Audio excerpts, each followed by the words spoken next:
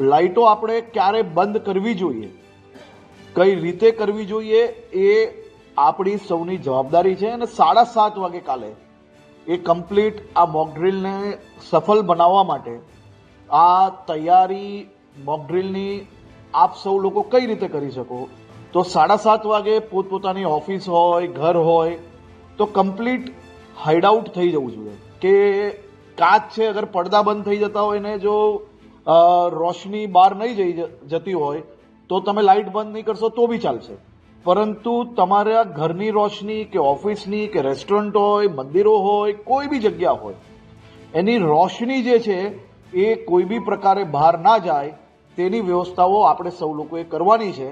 તો કાલે આ મોકડ્રીલમાં 7:30 વાગે કમ્પ્લીટ લાઇટ આપણે સૌ લોકોએ બંધ કરવાની છે. સાથે સાથે કોઈ બી પ્રકારે ડરવાની જરૂર નથી, કોઈ પેનિકની જરૂર નથી.